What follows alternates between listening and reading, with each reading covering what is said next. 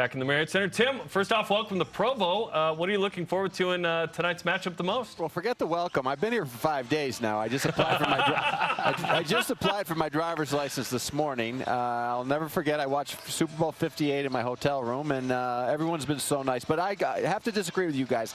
The kid eating the cougar tail, yeah, that was okay. I like the little darling of the girl who sang the national anthem. She was great. You get a little bit of everything at this place. I have to congratulate you guys. It is a first-class operation here. I've never been here, but excited to be here again tonight. We'll be back in a couple of weeks for the TCU game. So it's great basketball, great atmosphere, great people, and really happy BYU's in the Big 12. They deserve to be in this conference. It's been fun for us to watch, and your hotel points continue to rack up, which is great. Ibrahima Diallo was big time in this first matchup. He had a knee injury, missed the Texas Tech game. We're told he's expected to play tonight. What's the latest on Diallo's availability? I don't really know officially. He did work out this morning, so he's working out now. He's out on the court, so I would imagine he's going to give it a go. And he's an important piece for Johnny Dawkins' team, the way they want to play. And you guys mentioned it already.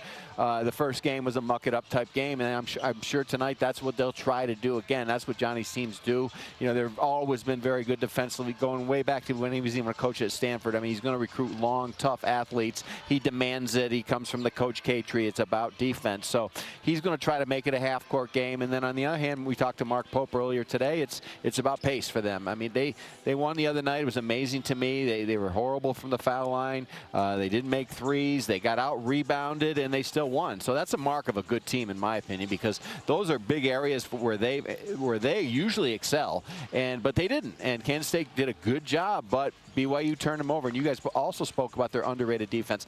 BYU makes it very difficult for you. I'll tell you they're not underrated in my book. I saw them at West Virginia. I saw them the other night, and we've watched many games. And then I expect tonight they're going to also play good, tough man-to-man defense. You've been here for 5 days, so you're one of us now, Tim, which is great. Regarding BYU and how they played so far, John Gasaway was talking about how he's made them a lock for the NCAA tournament. Do you feel like the Cougars are destined for that at this point? I do, and Mark Pope has the right attitude. I mean, every coach in this league is excellent, and that's one of the reasons. We were on ESPN Radio yesterday, and why is Big 12 so good? Well, one of the first and foremost, every coach is tremendous.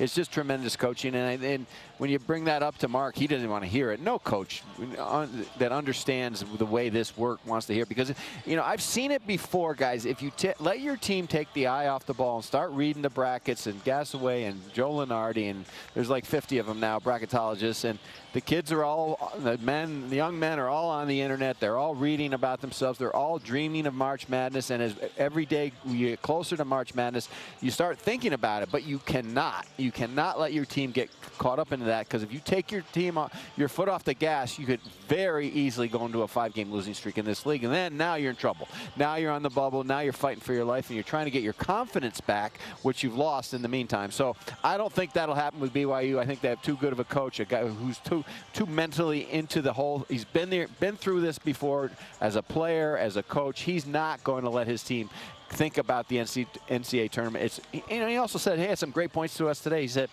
we want to enjoy it. We want to extend this. We don't want to think about the future. We want to just enjoy every game. And who wouldn't have enjoyed that game on Saturday night? 19,000 people and just going up and down the court. You're on national TV on a Saturday night. So they're enjoying the moment while still staying focused and keeping their eye on the ball.